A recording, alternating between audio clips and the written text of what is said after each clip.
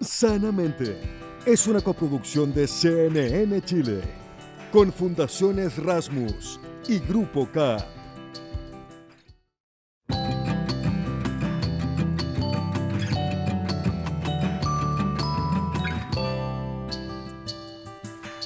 ¿Cómo están? Bienvenidos y bienvenidas a Sanamente. Hoy vamos a profundizar sobre distintos temas. Uno de ellos es el duelo, el ciclo de la vida y de la muerte. Nos cuesta tanto hablar de estos temas, estamos tan poco preparados y sin embargo todos vamos a morir o vamos a acompañar a morir a alguien tarde o temprano. Vamos a tener interesantes entrevistas para conocer técnicas que nos pueden ayudar a estar mejor en lo cotidiano y también vamos a conocer una visión especialista de una paleoantropóloga que busca demostrarnos que siempre hemos querido a los que son diferentes y los hemos aceptado a lo largo del tiempo y que el egoísmo es probablemente nuestra mayor debilidad como especie. Eso y mucho más en este capítulo que ahora comienza.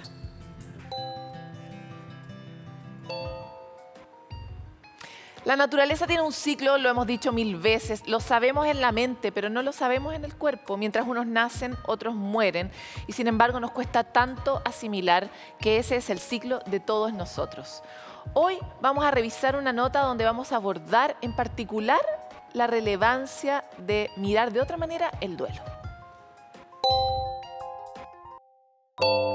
Mi papá murió de un momento a otro, no lo esperábamos y fue un poco particular también porque justo cuando mi papá muere yo me embarazo, entonces gesté en duelo. Dos momentos opuestos, el inicio y el fin, marcados por la felicidad y la tristeza, un proceso que para Gabriela implicó intentar controlar ambas emociones. Los primeros 3 meses no me permití llorar, tengo que ser muy honesta, no me permití llorar. Cada vez que venía la pena, cada vez que venía la rabia, yo decía, no, prefiero no hacerlo porque Santiago lo va a sentir. La vida y la muerte se mezcló de una manera tan literal que dije, bueno, quizás así tiene que ser. Algunos parten y otros llegan. El ciclo de la vida para el que parece que no estamos preparados. La pérdida de alguien cercano, querido, te cambia para siempre. Algo se desencaja. ¿Cómo situarse en un mundo en el que la vida sigue? ¿Cómo expresar algo tan profundo en que las palabras no parecen bastar? Como el duelo es tan personal, siento yo que a veces el entorno puede responder de manera muy distinta. A veces uno no se siente muy comprendida, muy entendida. Y yo creo que es súper necesario reconocer y normalizar que es difícil. Hablar del duelo, vivirlo. Lo más importante es estar disponibles para acompañar y para escuchar, idealmente de una manera empática, es decir, tratando de empatizar con lo que la persona puede estar experimentando, con lo que nos quiere comunicar, con lo que nos quiere transmitir, y probablemente lo que nos puede decir en palabras es una parte súper pequeñita de todo lo que está viviendo, y no apurar, no presionar. Gestos tan simples que pueden hacer la diferencia. El duelo no pasa de la noche a la mañana, quizás nunca desaparece, pero la verdad es que la muerte incomoda. Intentamos mirar hacia otro lado, pero la encontramos en todas partes. La pandemia vino a destapar la realidad. Tendemos a quedarnos más bien como con un lado de las cosas y aferrarnos mucho a la vida, como si esta otra cara que tiene que ver con la pérdida, con el cambio, ya con la muerte, no estuviese. Entonces eso genera un terreno difícil en general, ya para elaborar cualquier tipo de pérdida. Ahora, hay muchas otras formas de duelo también que no son sujetos de derecho. Incluso cuando los niños pierden a alguno de sus seres queridos, ya por ejemplo pierden a una figura parental, no son reconocidos como deudos, así como lo son los adultos.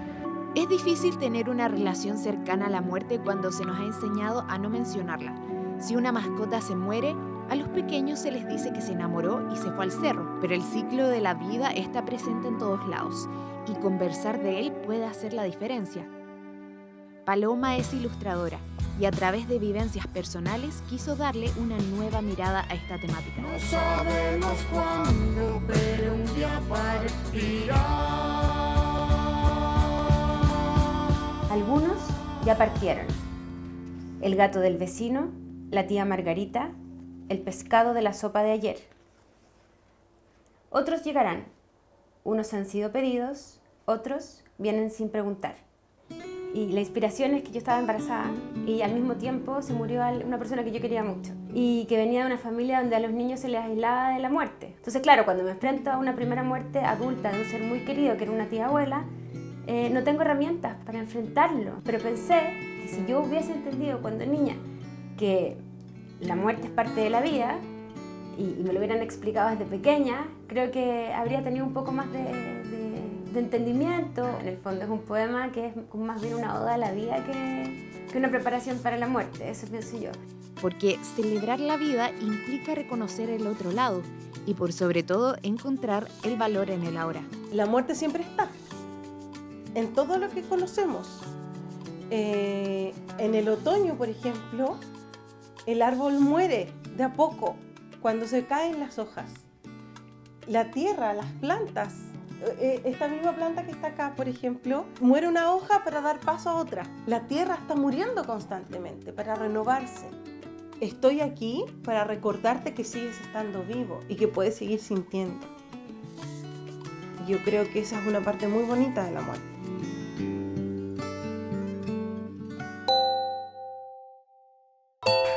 Las personas tenemos una debilidad, bueno, una de muchas, y es que tendemos a creer que nuestra vida es lo real, lo que existe, lo que ha sido siempre, y perdemos la perspectiva de miles y miles de años de evolución que nos han traído hasta acá. Sin embargo, cuando podemos hacer el ejercicio de echarnos hacia atrás, vernos como lo pequeños que somos en esa historia, podemos entender nuevas claves y no confiar en estas historias que nos vamos contando sobre quiénes somos o hacia dónde vamos. Por eso hoy quisimos tener una conversación más profunda, una respuesta que visite otras disciplinas. Y la siguiente invitada que va a estar con nosotros es María Martinón Torres. Ella es médica, es paleoantropóloga española, es directora del Centro Nacional de Investigación sobre la Evolución Humana y además su fundadora, según entiendo. Muchas gracias por estar con nosotros en Sanamente, María. Nada, muchas gracias a vosotros por invitarme. Te habrás dado cuenta que nuestra principal emoción al invitarte es querer un poco de perspectiva. Y es que en este tiempo que vivimos civilizatorio tendemos a decir cosas como los humanos somos egoístas. Siempre ha sido así.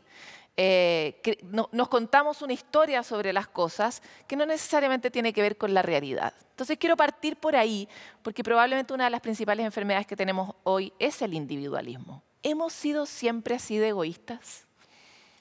Mira, desde el punto de vista evolutivo quizá tengamos una mirada un poco más optimista o más compasiva sobre nosotros mismos. Evidentemente, el ser humano, como cualquier otro animal, quiere vivir, quiere sobrevivir y para ello a veces tiene que competir.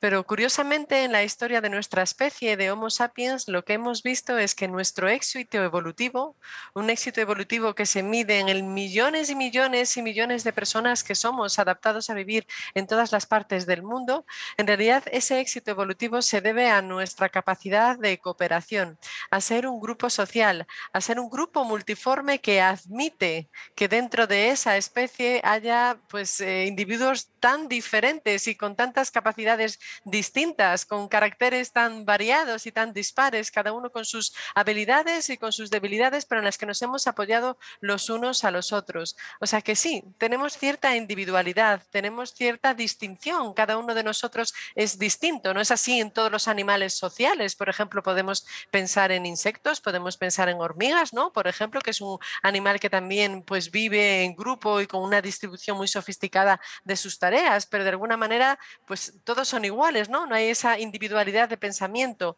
pero en realidad al final lo que pesa en la historia evolutiva de nuestra especie son aquellas acciones que favorecen el trabajo en grupo.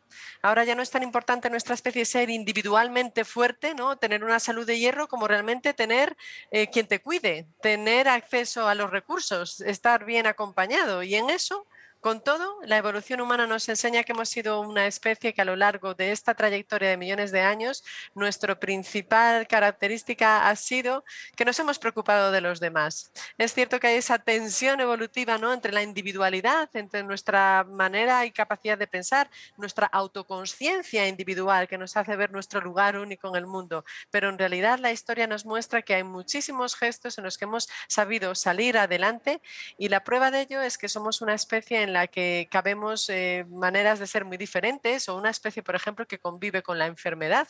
Eso significa que somos capaces de admitir y tolerar entre nosotros a los que son diferentes. O sea que en el fondo, a pesar de que sí es verdad que vemos muchas cosas negativas, un poco obedeciendo ese instinto, ¿no?, de querer salir adelante y sobrevivir, no creo que todo sea tan malo en nuestra historia evolutiva. A ver, me encantan 3 puntos que hiciste que me parecen además muy novedosos. El primero de ellos es esta idea de, lo leí también antes de preparar esta entrevista, esta idea de que envejecer no ha sido solo un efecto de nuestro afán por vencer la muerte, esta cosa omnipotente que tiene la humanidad, ¿no?, sino que ha sido una estrategia adaptativa. ¿Por qué lo planteas de esa manera y por qué habla bien de nuestra evolución el hecho de que estemos prolongando el tiempo de vida? Pues mira, sí, es muy interesante porque por una parte está lo que comentas, ¿vale? Somos una especie que a través del conocimiento, de la tecnología, del cuidado, de la medicina y de nuestra comprensión del mundo y cómo funciona, pues podemos aumentar nuestra esperanza de vida y vivir más años, ¿no? Hemos conseguido de alguna manera domesticar la enfermedad y convertir en crónicas causas que antes eran causas de muerte. Y en ese sentido, pues hemos avanzado. Pero lo que es curioso es que somos una especie que, si nos comparamos con otros primates, que son los animales, el grupo al que pertenecemos en el mundo animal, vivimos muchos más años que los demás primates. Vivimos hasta casi 4 décadas más, por ejemplo, que los chimpancés. Eso significa que la selección natural en nuestra evolución ha favorecido que vivamos muchos años, pero curiosamente parece que hay una contradicción. La selección natural favorece aquellas características que van a potenciar que esa especie tenga un éxito reproductivo, ¿no?, que seamos muchos, que seamos más. Y en ese sentido, curiosamente, hemos aumentado los años en los que no somos reproductivos. Vivimos muchos años, pero no más años para seguir teniendo más hijos, sino más años precisamente en ese periodo en el que ya ha cesado la fertilidad, porque la especie ha tenido éxito gracias a que contamos entre nosotros con esa llamada tercera edad, que es una parte de la población que todavía está en unas condiciones físicas y mentales importantes y que han sido cruciales para ayudar a sacar adelante a las crías y a los hijos de los hijos, a los nietos. En el O sea rol del que esas cuidado. abuelas y esos abuelos son fundamentales para sacar adelante, de tal manera que tenemos datos de que en poblaciones cazadoras-recolectoras, tener o no una abuela ha supuesto una diferencia de hasta un 40% de supervivencia de los nietos. Y es un efecto que incluso se mantiene hasta la adolescencia. Entonces, es esa riqueza. Vivimos más años, no realmente para tener nosotros directamente más hijos, sino para poder cuidar de los demás. O sea que ahí tenemos que ver que esa idea que a veces tenemos, yo creo que negativa y que denota quizá cierta ignorancia sobre nuestra propia historia evolutiva, nuestra biología, de que esa tercera edad es un peso o es una carga, habría que pensar si es todo lo contrario, ¿no? Es ¿Quién depende de interesante quién? lo que planteas porque eso te iba a decir, cuando uno narra los problemas asociados a cómo vemos como culturalmente la tercera edad, se entiende que es una carga y que va a ser otro cuidado más para la sociedad, que va a ser difícil de tener, que además se va a enfermar mucho. Sin embargo, la tercera edad de la que hablas tú también ha cambiado mucho en los últimos años. Antes uno vivía hasta los 70 años, hasta los 60 años, y hoy día realmente estamos más cerca de los 100 años. Entonces, esa tercera edad tiene como mini terceras edades que cumplen roles diferentes. Me gustaría, sobre la base de eso, ¿qué es lo que le falta a la cultura para entender las fortalezas de esta tercera edad, por ejemplo, desde el punto de vista funcional y reproductivo? Bueno, lo que nos pasa y nos pasa en la realidad y le pasa a nuestra especie es que nuestra capacidad tecnológica, nuestra capacidad de cambiar el mundo, nuestra capacidad de avanzar y el estilo de vida van muchísimo, muchísimo más rápido muchas veces de lo que nosotros somos capaces de controlar, y nuestra biología en realidad es capaz de adaptarse, ¿no? Entonces, ahora hemos pasado a tener unos problemas que de alguna manera dentro del reino animal son un lujo, ¿no? Podríamos pensar que las necesidades básicas de algunos animales simplemente eran vivir y sobrevivir, y ahora realmente estamos pasando a otra etapa, que es esa etapa a nivel global por supuesto, porque hay sitios en los que hay muchos desequilibrios y hay mucha pobreza, pero a nivel global nuestra especie ahora se enfrenta en realidad al reto de querer ya no solo vivir o sobrevivir, sino vivir más años y vivir mejor. Quizá no podamos realmente vivir muchos más años, ¿no? Más allá de los 100, 130. Se están haciendo muchos trabajos de investigación precisamente para ver si podemos reducir esos ritmos de envejecimiento. Pero sobre todo el reto es intentar vivir más años jóvenes. Entonces ahí está, tenemos un poco que seguir desarrollando nuestra técnica, nuestra comprensión de cómo favorecer ese estilo de vida y esa calidad de vida para que esa tercera edad en realidad también la tenga. Entonces no estábamos a lo mejor de alguna manera preparados para este éxito que hemos tenido en cuanto a nuestra longevidad y sobre todo yo sí que hago una llamada a cultivar ese conocimiento de nuestra propia biología para entender lo que significa. Es decir, si miramos nuestra manera de vivir y de crecer, si miramos ese ciclo de crecimiento de nuestra especie, tenemos mucho éxito, sí, pero la mayor parte de nuestra vida somos dependientes. En realidad tenemos un periodo de niñez y adolescencia extremadamente largo, mucho más largo que cualquier otro animal. Luego llega ese periodo adulto y luego de alguna manera volvemos a la dependencia, ¿no? Pero la selección natural lo ha favorecido y es gracias a que somos una especie hecha de individuos dependientes que nos necesitamos mucho los unos a los otros, desde muy pronto hasta muy tarde, que se ha favorecido precisamente que podamos vivir muchos años. O sea que yo creo que es importante pues hacer un poco de esfuerzo por conocer también nuestra historia evolutiva. Ahí me pareció interesante el punto que hacías en la primera respuesta respecto de que somos una especie que tolera a los enfermos, a los diferentes. Esto aludiendo a que muchas otras especies animales más bien los descartan y dejan que mueran, ¿verdad? Porque son una carga. Sí. Sin embargo, nos cuesta tanto relacionarnos con la diversidad y lo vemos hoy día en la forma en la que nos estamos relacionando, la cantidad de odio, de discriminación, de ismos, ¿verdad? Hay hasta viejismo, Sí. ¿verdad? Esta cosa de rechazar exactamente. todo. Entonces, ¿cómo coexisten esta realidad evolutiva con esta otra, este presente evolutivo que estamos teniendo? Bueno, no existen situaciones ideales ni perfectas, ¿no? Yo creo que hay que tener la esperanza de que tenemos en nuestra naturaleza esa capacidad. Si miramos al pasado, precisamente, tenemos muchos casos, por ejemplo, en el registro fósil de grandes patologías y de enfermedades severas que están presentes en el registro fósil porque significa que alguien cuidó de esas personas. Tenemos, por ejemplo, aquí en el yacimiento de Atapuerca, aquí en España, que en el yacimiento de la Sima de los Huesos, hay el caso pues, del fósil de una niña que sobrevivió hasta los 9 años de edad con una deformidad craneal importante que probablemente le provocó pues, una apariencia física completamente diferente por esa deformidad y probablemente también un retraso psicomotor. A pesar de eso, esa niña salió adelante y vivió hasta una edad de 9 años, lo que significa que fue aceptada por el grupo y ese grupo la aceptó aunque era diferente. Entonces hay que recordar que sí está en nuestra naturaleza esa comprensión, esa empatía hacia el que sufre, ¿no? Ese compartir la perspectiva emocional del otro, de saber por lo que está pasando, de comprender que nos podría pasar a nosotros y que a veces pues tenemos que hacer quizás una parada y recordarlo, recordar que nuestra evolución está en esos cuadros, ¿no? y que está en nuestra naturaleza admitir esa diversidad y que es esa diversidad la que probablemente nos ha traído hasta aquí. María, cuanto más diferentes seamos, pues más tenemos opciones de enfrentarnos a los problemas. me quería detener en el guiño que hacías hacia la empatía, porque uno dice, bueno, ¿tenemos alguna forma de saber si en el pasado fuimos más tolerantes o más integradores de la diversidad? ¿Y cuál es la herramienta, el hackeo que ha permitido que nosotros seamos tan distintos a otras especies? Si puedes avanzar sobre esa idea.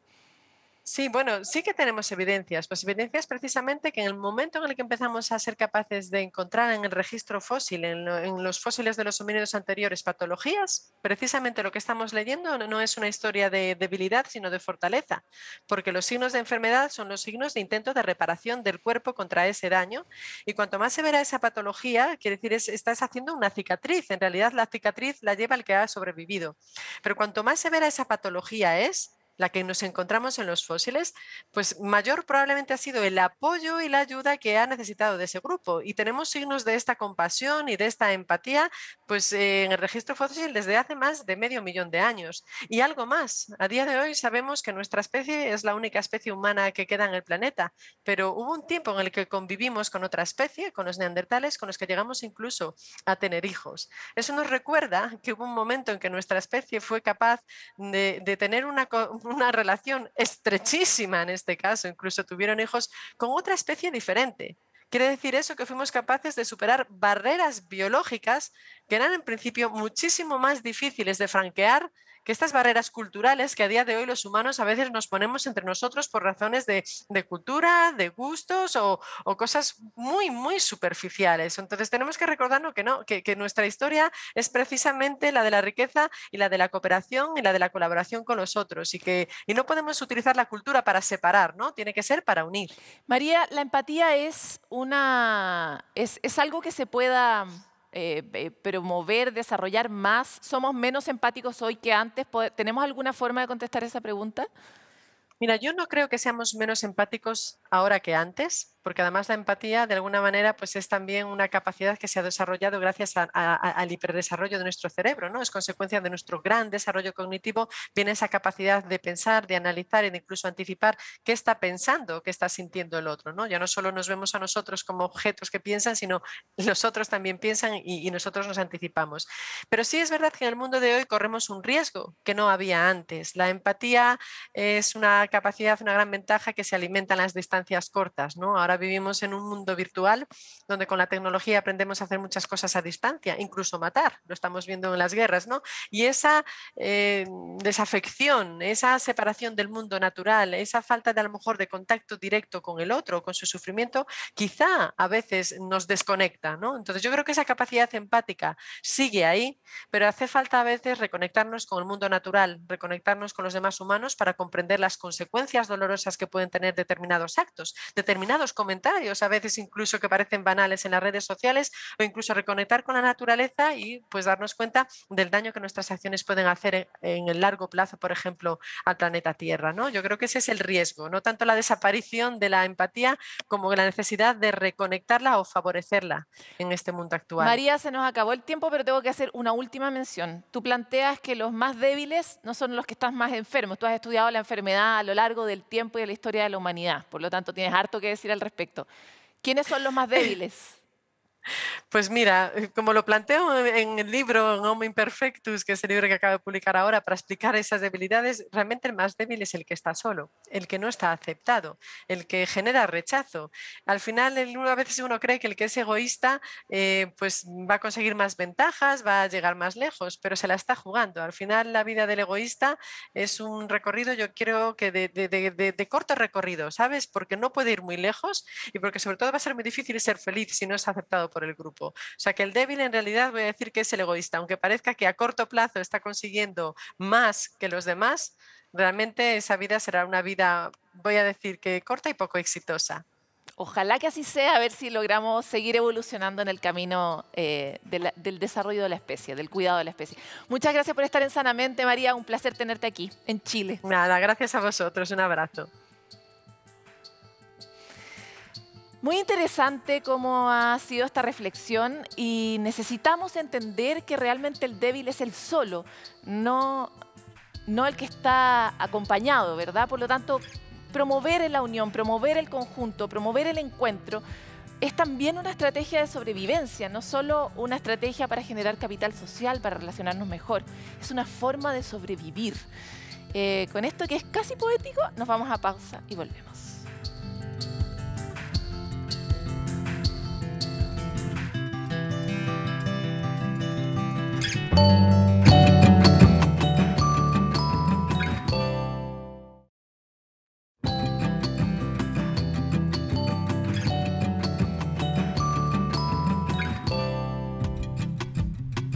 Viajemos un poco en el tiempo, en mi caso mucho, para recordar lo que éramos cuando éramos adolescentes. Es un tiempo de cambios intensos, donde salimos al mundo, tenemos cambios físicos, cambios hormonales, el desarrollo psicológico, social, emocional, sexual. Imagínense la cantidad de capas de cosas que nos pasan durante ese periodo.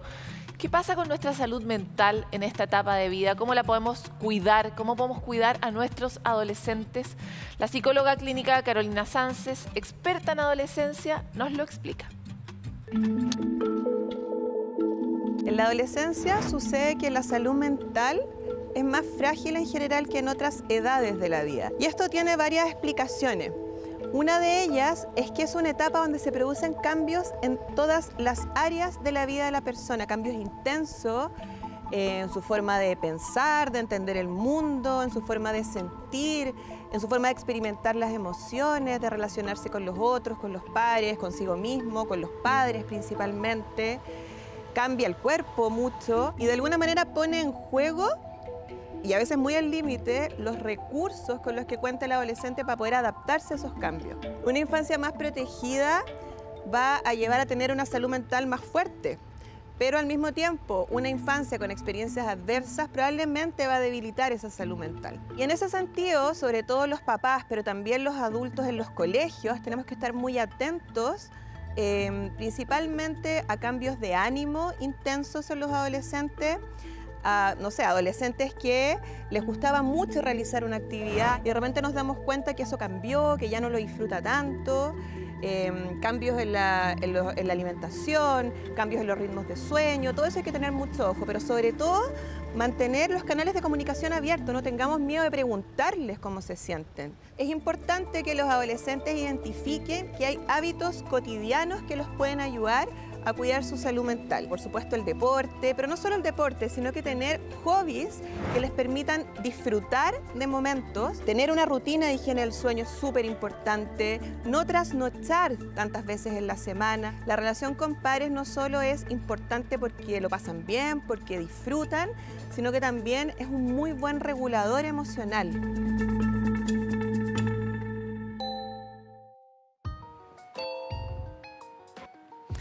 En estos tiempos que corren, no es difícil escuchar o ver historias en los colegios en que factores como el estrés, la violencia o el bullying están muy presentes. Desafortunadamente, tenemos que vivir con esta realidad, pero necesitamos gestionarla. ¿Cuál es el rol de la comunidad educativa en estas situaciones? ¿De qué manera los profesores, los alumnos y los apoderados podemos generar una comunidad que interactúe y mejore este escenario? Conozcamos más en esta siguiente nota. El estrés, las situaciones de violencia y la ansiedad son algunas de las manifestaciones que se han vuelto más frecuentes en colegios. Y el tercer reporte del monitoreo escolar en pandemia de la Universidad de Chile y la Universidad Católica reveló que el 79% de los directores de su muestra percibe un deterioro en la salud mental de los estudiantes. Construir un ambiente de contención y entregar las herramientas emocionales es esencial para el bienestar de estudiantes, profesores y apoderados. El estrés es una reacción a la amenaza. Entonces, al construir ambientes cuidados en que hay colaboración entre los profesores y este tema es de relevancia, va generando en los niños y niñas y jóvenes también una sensación de estar contenidos y desarrollando recursos para relacionarse con otros. Baja el nivel de violencia en la comunidad educativa, el bullying, el ciberbullying. Además, desarrollemos muchas competencias emocionales como la autoestima, la autoconfianza, el autoconcepto, desarrollar la resiliencia. La importancia de lo que viven los niños y niñas al entrar a la escuela es clara. Antes de ese paso, solo han explorado su afectividad con vínculos que se supone son incondicionales. Sin embargo, al ingresar al sistema escolar, surgen nuevos desafíos y conflictos en el desarrollo identitario. La educación tiene un rol fundamental en la salud mental. ¿Por qué? Porque es una institución, es una práctica marcada, una institución que nos acompaña por mucho tiempo en nuestra vida. Organiza las relaciones sociales, organiza nuestra laboriosidad, lo que hacemos en términos del trabajo a lo largo de 18, 20 años. El currículum escolar contempla el desarrollo socioafectivo en las clases de orientación y desde el gobierno están impulsando un plan piloto para incorporar estas temáticas en educación física. El camino estaría en no reducir estos temas a un único espacio educativo. La convivencia, el bienestar y la salud mental son ejes transversales de la educación. No son propios de una asignatura o un espacio aislado. El tiempo escolar es breve, digamos, y por tanto a veces lo que se puede sacrificar tiene que ver con estas cosas y entonces se hacen acciones para el desarrollo personal y social aisladas, poco articuladas, que no necesariamente redundan en el bienestar y la salud mental de los y las estudiantes. Yo creo que las temáticas se deben democratizar todas las que tienen que ver con la salud de los estudiantes, con las temáticas de violencia, con las temáticas de diversidad, le corresponden al sistema educativo, porque en definitiva los alumnos cuando egresen del sistema educativo, esos estudiantes van a estar en la sociedad, en su totalidad. El desafío es grande y desde el Ministerio de Educación se busca enfrentarlo con acciones como la política de reactivación educativa integral, Seamos Comunidad, que incluye dentro de sus pilares herramientas como la convivencia, bienestar y salud mental. El eje de convivencia, bienestar y salud mental de la política de reactivación educativa integral tiene 3 grandes acciones. El primero es un programa territorial de trabajo con 60 comunas con situaciones más críticas de violencia. Una segunda acción es el fortalecimiento del programa Habilidades para la Vida, llegando a más establecimientos educativos y a más comunas. Y una tercera línea es un programa para trabajar en cuidado de docentes y equipos educativos, familias y estudiantes, principalmente adolescentes. Acciones para avanzar en la conversación de salud mental entre estudiantes y profesores, que no solo son clave para el desarrollo de una comunidad educativa a largo plazo, sino que también son relevantes para el bienestar de todos los miembros que la componen día a día.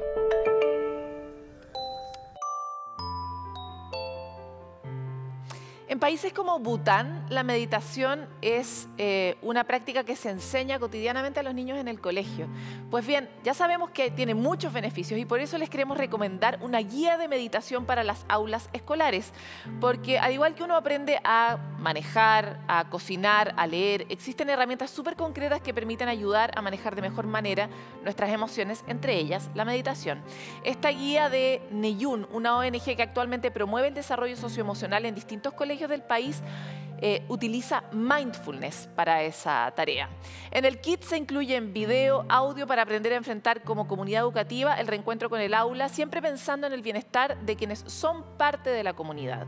Para conocer más sobre esta iniciativa y acceder al material disponible pueden visitar el sitio www.neyun.org.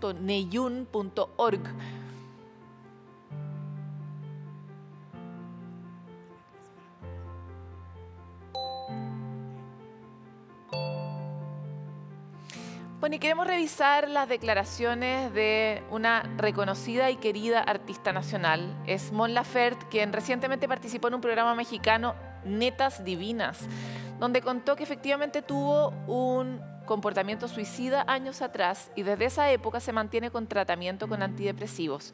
Fue en 2019 cuando la cantante reveló por primera vez que tenía depresión y en esa instancia señaló que hacer pública esta patología quizás podía ayudar a otras personas que también viven la depresión a armarse de valor para enfrentarla, decía. Ahora Mon Laferte contó, sigue asistiendo a terapia y enfatizó que se mantendrá con medicamentos hasta que su psiquiatra lo indique.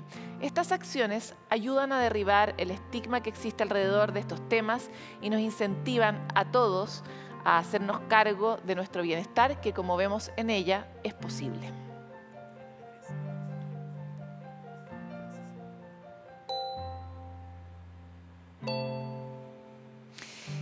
Ahora nos queremos ir a una pausa, pero antes hacemos este ejercicio que realmente nos ilusiona, que es sentarnos un poco a escucharlos a todos ustedes ahí en la calle.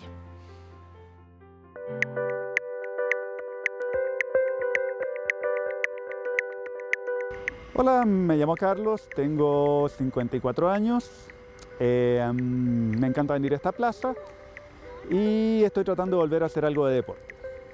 Bueno, es fundamental sentirse bien con uno mismo, quererse uno mismo, aceptarse como uno es y no sucumbir a tratar de aparentar y caerle bien a la gente porque finalmente uno se va apagando por dentro. Es un proceso que uno se da cuenta de ello con los años. Que en realidad, ok, le caí bien a este personaje, pero haciendo algo que en realidad no me parecía.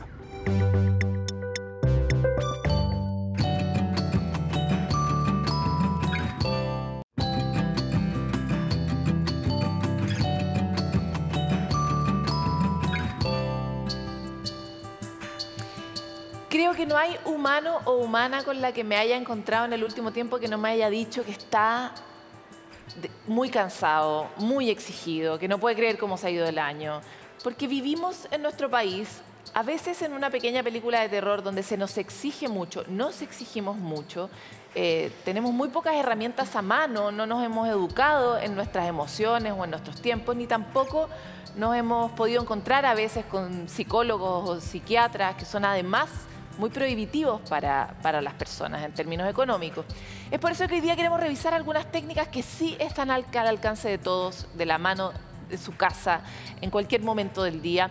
Y para eso invitamos a la académica de la Escuela de Psicología de la Universidad Católica e investigadora del Instituto Milenio para la Investigación de la Depresión y Personalidad, MIDAP, que es uno de nuestros caseros en Sanamente, Candice Fischer, que nos va a ayudar a entender mejor sobre técnicas que nos permiten cuidarnos. Gracias por estar con nosotros, Candice. Gracias, Paloma, por invitarme. Estoy muy contenta de estar aquí, poder hablar de este tema hoy día.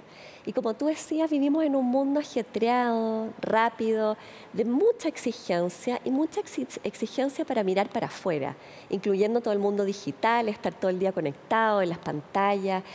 Y tenemos muy poco tiempo para hacer una pausa y mirarnos para adentro y preguntarnos cómo estamos, qué estamos sintiendo. ¿Por qué alguien podría creer que esto es bueno para ella? Cuéntanos así, muy en sencillo, ¿qué tiene de bueno hacer una pausa y mirarse para adentro? Sí, muy buena pregunta.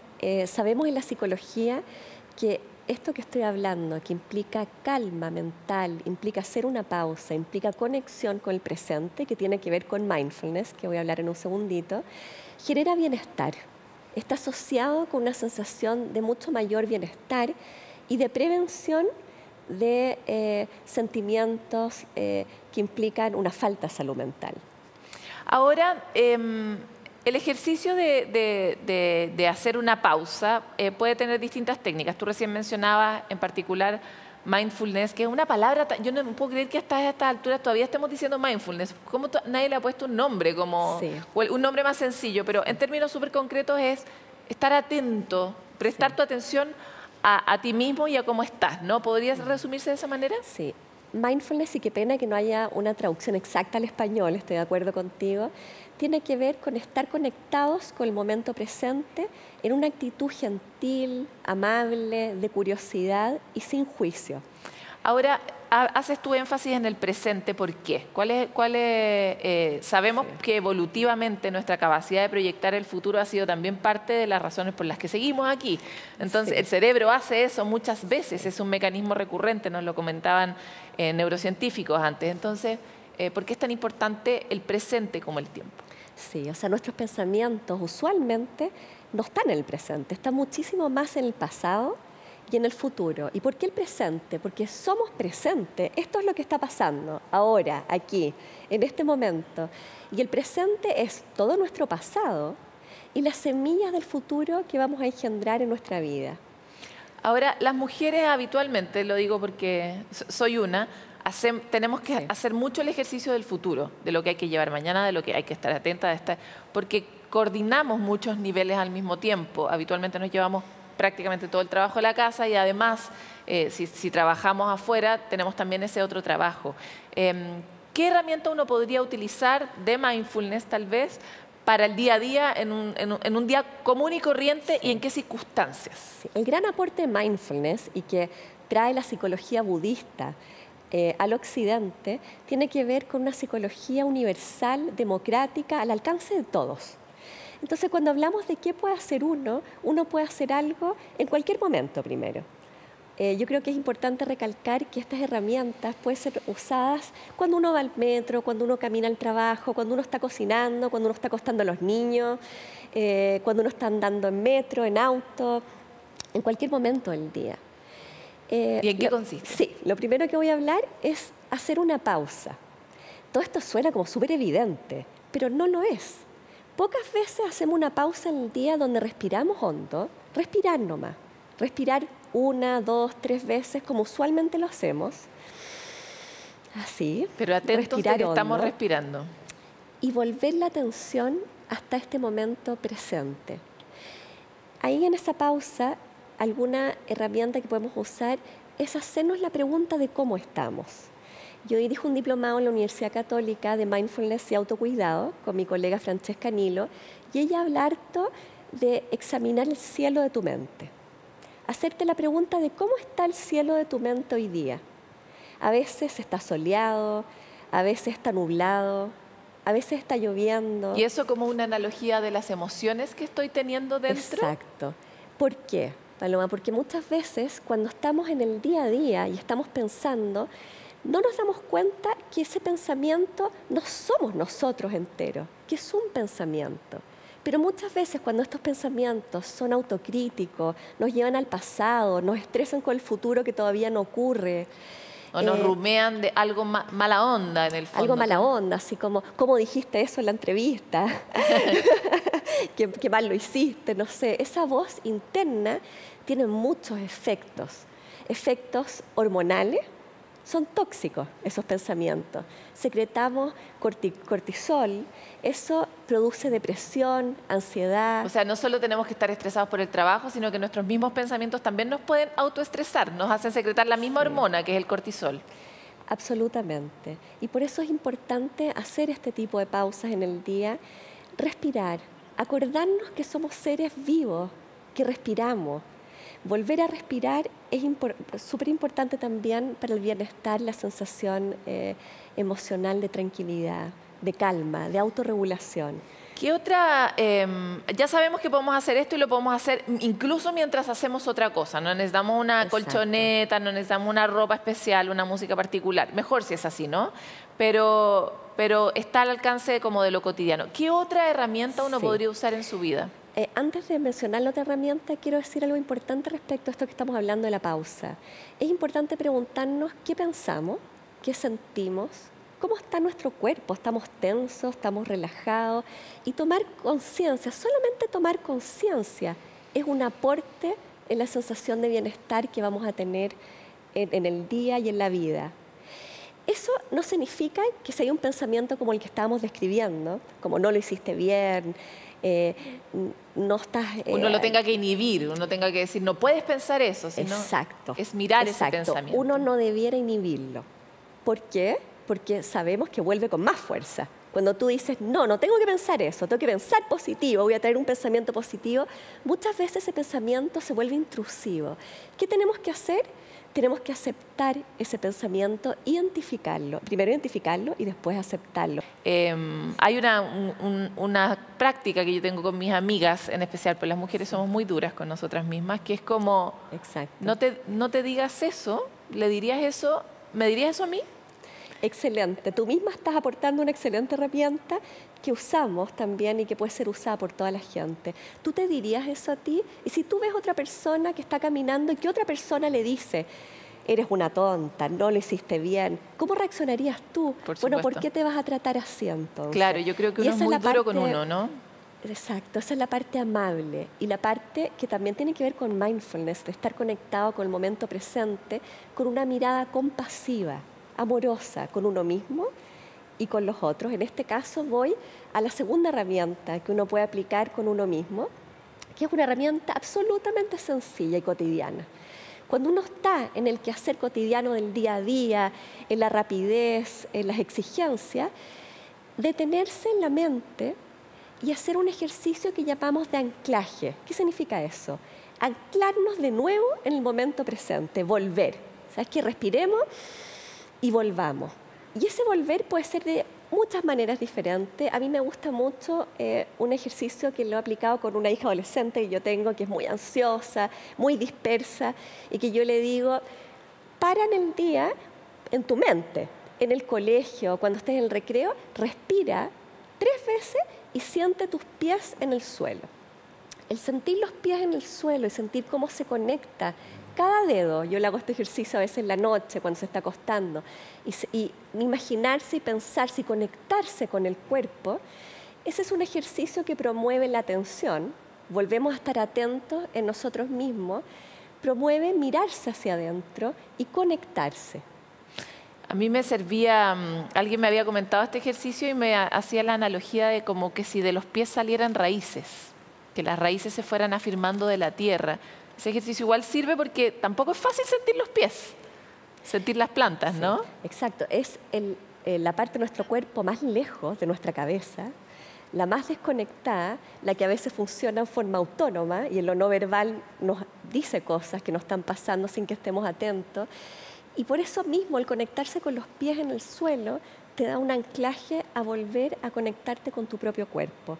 ¿Por qué es esto importante? Como es la gran pregunta para los que no creen mucho en esto. Yo creo que no hay mucho que creer porque es la evidencia la que demuestra que estas pausas de conexión generan calma y tranquilidad. Y solo en la calma podemos encontrar el bienestar. Sí, no, y manejar un poquito la angustia, que es algo que uno ve tanto hoy día en la calle, entre la gente a la que le pregunta. Candice, te quiero agradecer, se nos acabó el tiempo, pero ya tenemos 2 herramientas muy concretas, esperamos tenerte de nuevo en Sanamente. Muchas gracias, Paloma, gracias. Respirar, darse cuenta de dónde uno está, cómo se siente el cuerpo, respirar de nuevo, anclarse. Cuando uno... Me han dicho algunos que cuando uno estaba como con algunas copas de más, uno se anclaba, ¿verdad? Bajaba la patita a la cama. Bueno, lo mismo, pero las dos. Y pensar que tienen raíces y estar en el lugar donde estamos. Parecen cosas sencillas, pero las hacemos poco y nos permiten gestionar un poco la vida difícil en la que estamos todos, ¿no? Les quiero contar también otra historia. ¿Han pensado ustedes que la felicidad puede estar no en el primer lugar, no en lograrlo todo, no en ser el más visible, sino tal vez en el segundo lugar? De eso les queremos hablar en la siguiente cápsula. Nos criaron para ganar, para ser primeros.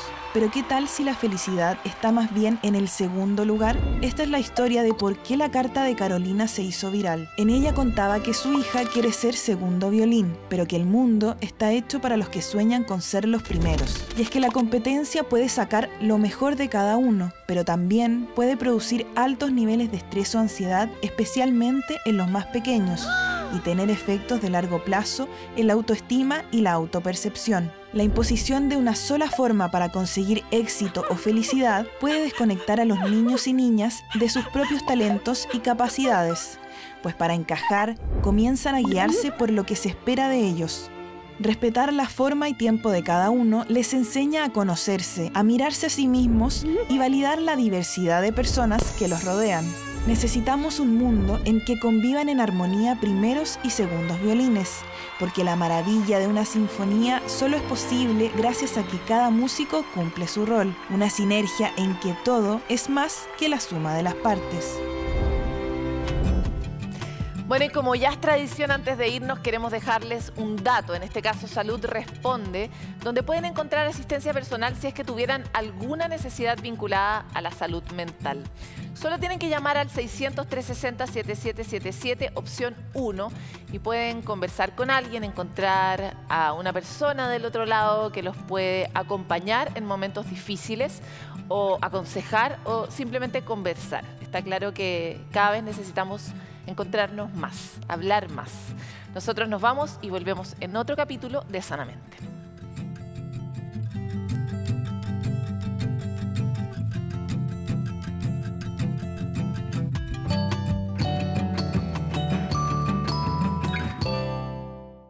Sanamente es una coproducción de CNN Chile con Fundaciones Rasmus y Grupo K.